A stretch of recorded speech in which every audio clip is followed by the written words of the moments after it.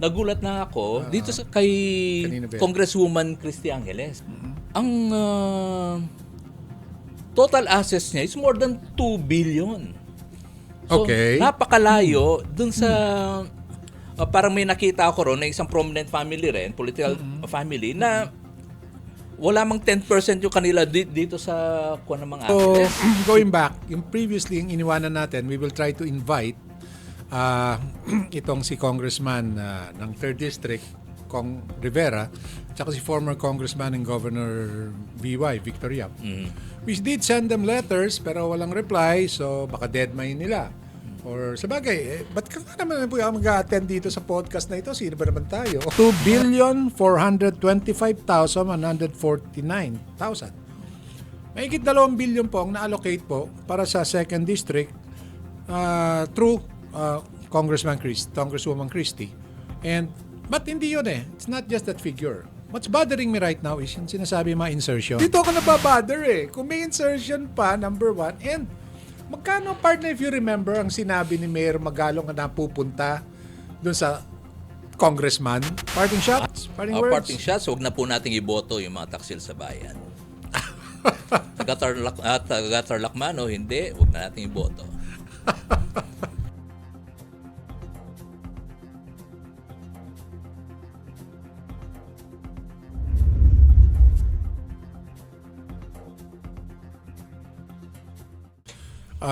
Magandang araw mga kaprangkahan. Once again, another podcast.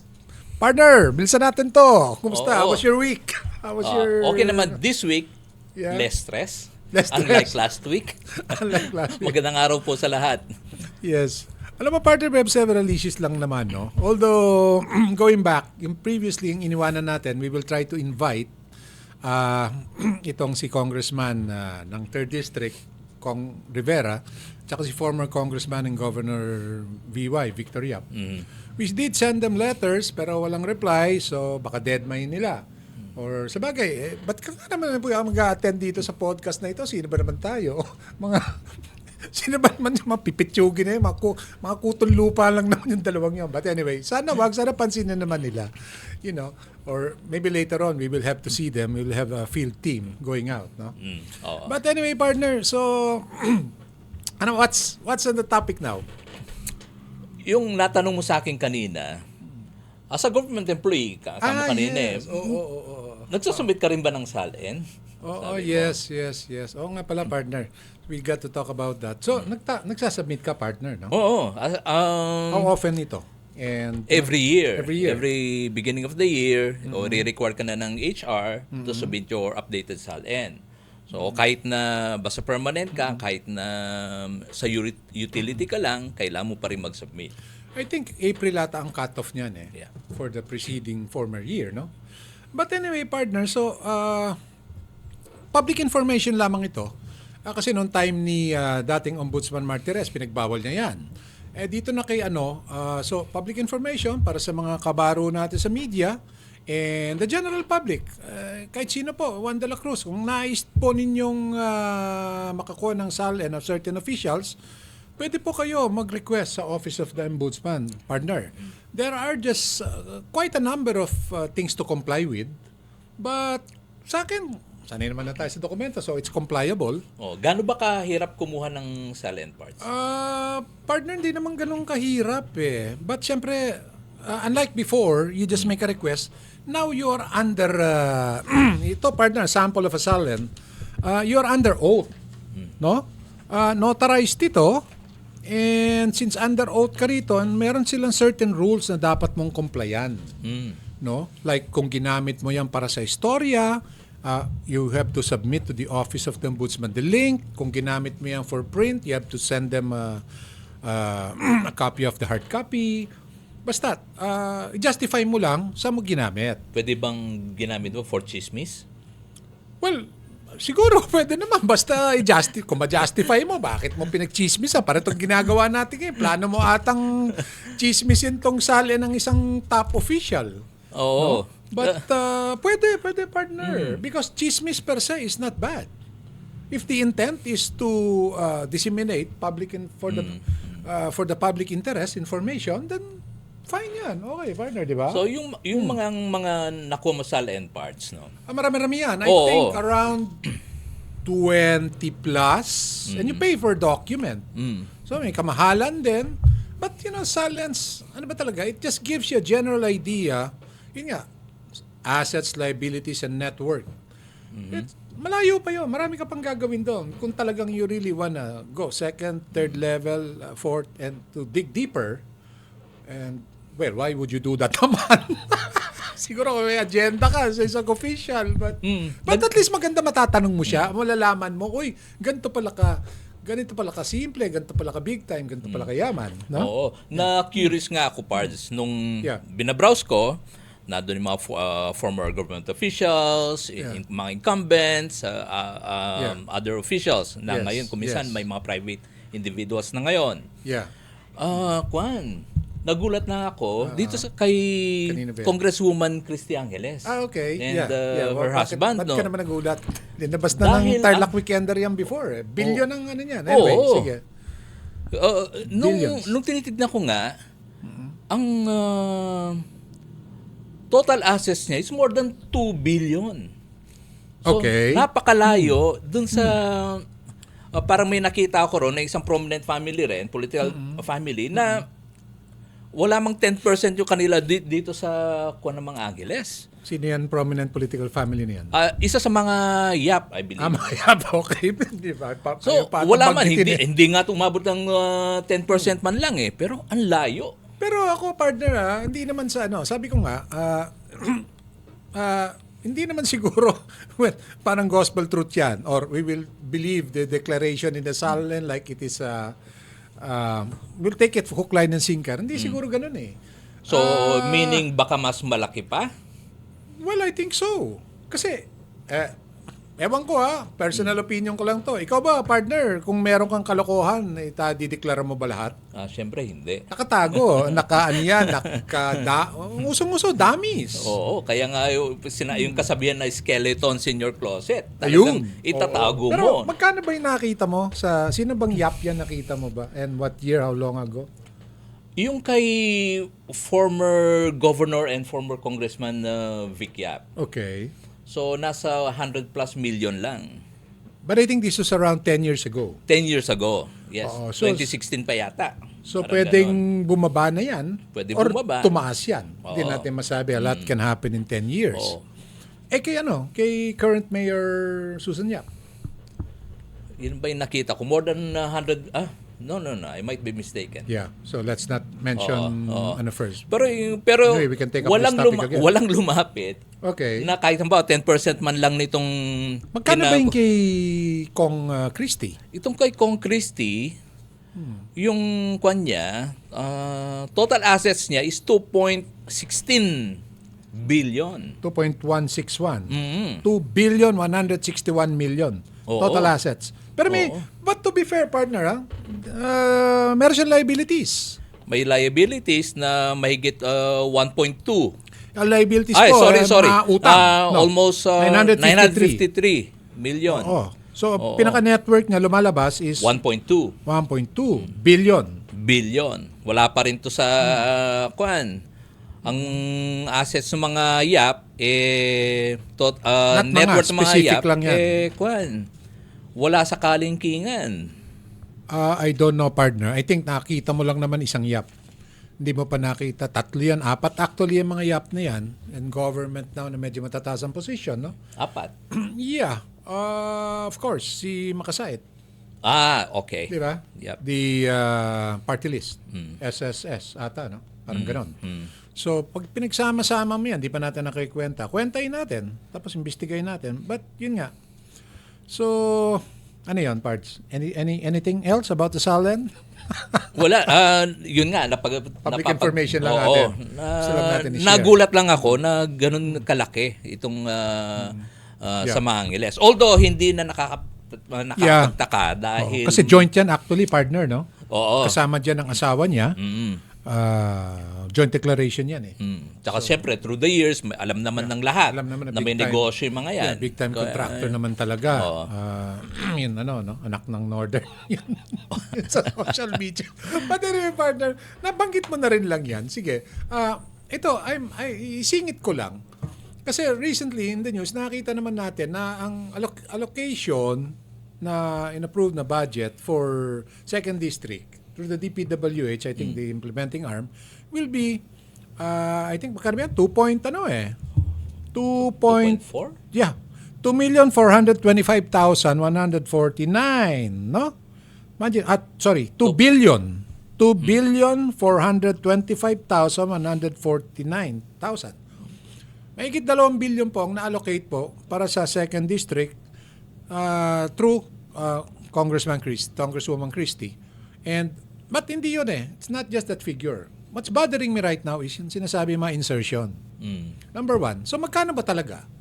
Well, the nice thing with this is, I don't know if that's nice, but syempre ngayon, hindi na allowed ang Northern Builders. Hindi na allowed ang Northern Builders na makakuha ng kontrata rito. Hindi Kasi na. kumpanya nila yan. It's no longer allowed. But what do you think, partner, in all honesty?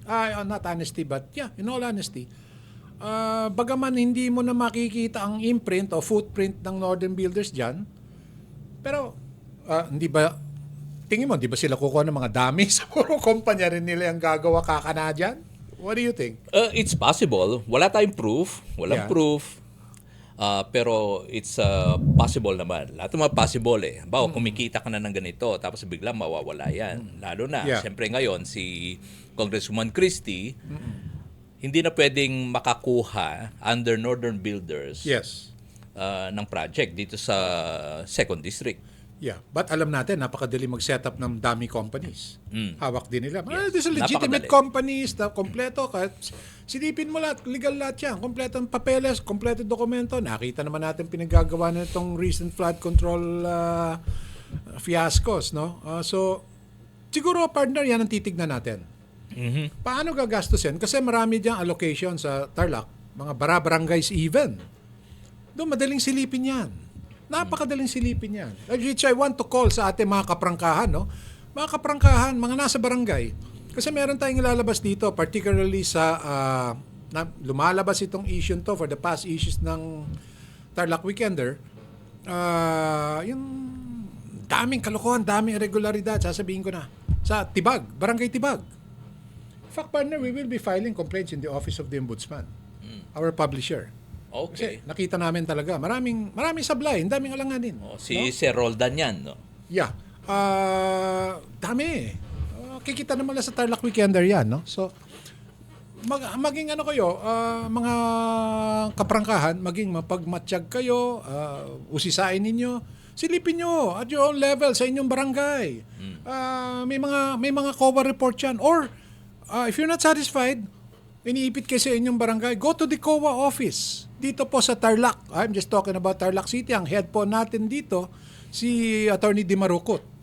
Mabait naman yan. Napakamatulungin. Basta ma-justify nyo lang, why do you need the COA report? Kasi, partner, pag tignan mo ang COA ngayon, nakapublish sa website nila, yan sa mga local officials, LGUs. Pero pagdating sa barangay, it's not published. You have to go out of your way para kumuha ng COA report. Encyclical pa yan, good for 2 years. So, and public document yan. So, public document yan. ibibigay. So, mga kaprangkahan, sa inyong mga barangay, go out. Alamin niyo po yan. Kasi malapit na po ang barangay elections is coming September. October ata. No? Registration September. November 2. Yeah, November 2. So, ngayon pa lang umpisa nyo na po yan. If you need our assistance, kailangan nyo tulong namin, guidance namin, get in touch. You can call me up. My number is 0917-506-9123. Text or call. Partner, you might want to share your number. My number, same as his. Alright. So, partner, anyway, going back nga, yung 2.4 billion na budget, if we take that at face value, ito, I will now correlate this dun sa sinabi ni Mayor Benjamin Magalong. No? Dito ako nababother eh. Kung may insertion pa, number one, and magkano, partner, if you remember, ang sinabi ni Mayor Magalong na napupunta dun sa congressman? Anong percentage? Hindi na. Hindi ko na Mga matandaan. figura niya, actually, it ranges 20, 30%. Imagine, if there is really substantial basis, and I don't think stupid naman to si Magalong. In fact, yung grupo nilang Mayors for Good Governance, sa ngayon, as of last year, September, sa 70 lang ata, August, mga sa 70 plus lang sila. This is the irony of it. Mapapanood nyo nga naman sa YouTube yan, i-interview niya with Karen Davila. There are 1,400 members. 1,400 LGU mayors. Tapos 70 lang ang member nila, wala pang 10%. Wow. Hindi ba shocking yan? Bakit? Mga mayor ayaw sumali? Pero sabi nila, sila bina-background check din talaga nila. Hindi ka rin basta-basta pwede sumali sa grupong yan kung mayroon kang tainted ka with whatever. So, but Hindi shocking, naman no? nangangahulugan na tainted yung the rest. I don't know, but kung parehas kang mayor, ito na ang assumption ko. Kontrahin niyo ako kung sa tingin niyo mali itong pag-iisip ko. Ba't tayo mo sumali dyan? Sa grupong Mayors for Good Governance. Tama May ka mawawala ba sa'yo? Oo. Kung talagang parehas ka, or wag na yung parehas. Let's be more realistic. Hindi ka masyadong corrupt. Ano masama? Di ba, partner?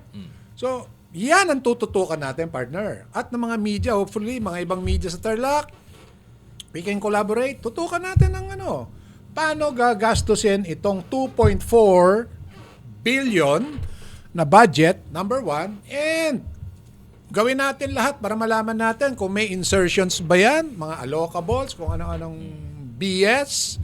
Yung mga project sa mga barangays na yan, parts, no? Humihingi na sila ng budget sa Tarlac City Government. Tapos meron pa sila sa congressional budget. Okay. Sa budget from Congresswoman Christy Angeles. Yeah. So, paano? Hindi ba pareho yon? Kung minsan, bawa, Ay, hindi repair Hindi naman nata. ng barangay hall. Hindi, pero what hindi if... dapat mangyari yun. Wala naman dapat overlapping hindi. dyan din. Hindi siguro. Pero kasi kung minsan, nag-request ka sa office ni Congresswoman Christie, what are the chances na may bibigay ngayon?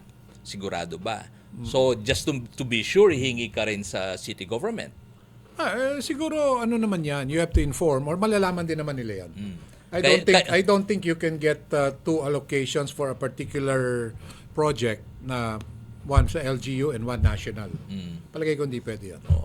Pero unless baka bigla nagkaroon ng ganon. May magic din sa ganon, ano? Oo. Okay pala, ang galing, ano? Tapos i-declare, ito nga yung project, pero nadoble na pala. Pero sana hindi. Sana mali yung naisip ko. Yeah, sana naman malabo sana yon. But anyway, partner, mga naiwanan natin like previously the last time yun sa DepEd, no? Pipilitin pa rin natin ma-invite yun kasi maganda yung sinabi mo eh. Maganda yung linabas mo rito nun eh. Doon sa DepEd na yun na 650 ang singilan at naging 800. Ang rason is kasi 650 dati. Partner, anything else we'll take up? Ano pa ba? Wala na ba? yung speaking kasi nung mga ganun yung parang, ano yun? Yung parang mahina ba yung pag-intindi ng nag-organize, ng graduation or moving up ceremony? Hindi talaga magets kung bakit. Siguro, partner, ano lang yon. Hindi sa mahina. Taken into context. Kasi siguro nasa utak nila, gumastos nga dati ng 650. Siyempre, given naman na karamihan ng bagay, tumaas, makyat ang gastos, kaya naging 800. Kaya lang, ang punto mo talaga doon is, gusto mo nga ng breakdown ng resibo. Oo, at hindi tumingala at nakita yung 800 sa ceiling. Yes. Yun ang masakit dyan. Oo. So, yung ganyan, no, parts. Halimbawa, may isa tayong senador na mukhang, sabi ko nga sa'yo kanina, mahina ba talaga yung pang-intindi? Sino senador yan, partner? Yung sinasabi yung taga-Tarlac daw, si Marcoleta. Yeah, napag-usapan natin briefly yan. What's your take on that? So, yung Kasi kung gusto niya ng coordinates Ano magagawa niyo? Gusto niya ng ano? Nasa batas na kasing coordinates parts Naniniguro lang naman. Naniniguro lang naman siya. Congressman na siya nung maipasa-isa sa mga batas na nagsasabi nung coordinates. Baka nakalimutan niya. Kailangan na konti refresher. Tama. Mag-enroll ulit sa law school. Kaya hinihingi niya. Coordinates lang naman yan, partner. Hindi naman law school yan. Nakalimutan lang niya. Gusto lang niya makatiyak na linawin kung saan ba talaga yung West Philippine Sea. Or turuan po kung paano gumamit ng Google Maps o Waze. Ewan ko. Napakakuan kasi parte. Panonoorin mo, hindi ko maintindihan ba't niya pinipilit, bakit ang interest niya, parang lumalabas na interest ng China ang pinupush niya. Exactly. At hindi ng Pilipinas. Sila na ni Robin, naman. sila ni Robin Padilla, very vocal, no? Oo. Regardless kung may coordinates o hindi, yung ginagawa sa mga fishermen natin, hindi dapat. So yung point pa lang na yon, hindi dapat pinagtatanggol mo na yung interest ng Philippines. Actually, treasonous yan. Actually, partner, ako, personally, yung mga acts of corruption, graft, mga gano'n, medyo katanggap-tanggap Pero yung ganyan, during a time of war, ano yan? Tatayo ka at the firing squad ka agad yan. I take it as treasonous. Pagtataksil sa inang bayan. Plain and simple. Regardless, hindi ka na kailangan kasapi ng any political party. Point is, Pilipino ka. Pagtanggol mo yung ating bayan. Ganun lang naman kasimple. Wala nang iba pa Ang kasama doon ang ating karagatan. Di ba? That's very basic and fundamental. So, wala nang paliwanag dyan. I cannot imagine. Yeah. Partner. So, parting shots? Parting words? Parting shots, huwag na po nating iboto yung mga taksil sa bayan. Taga-Tarlac man o hindi, huwag na nating iboto. Nakakaano parang kakabisit ba? Oo, yung kahit simpleng mamamayan. Yes, yung nagtitinda ng banana cue dyan sa baba, pagtatanggol ang Pilipinas. Pagdating sa ganyang bagay. Yes. Yeah. Kaya naman na-elect kasi to, yung mga politiko naman kasi, dahil nga member na isang malaking religious denomination to. Kaya sige, ano tawag dito? Sinasabihan ng mga botante na iboto rin sila. Pero ngayong nakita na ninyo kung paano mag-behave itong senador na to, mga senador na to. But on a positive note, at least nagbigay naman ng positive na pronouncement si Sen Padilla na we do not deserve him. Yes, tama yun. So, take it as humor. Patawa. So, okay, approve. We really do not deserve you. Dahil you have a very superior understanding of things. Yun na lang yun. Anyway, mga kaprangkahan, please like, follow, share. And sa ngalan ng aking partner, Freddy Fares, and magkita-kita po tayo sa susunod na podcast.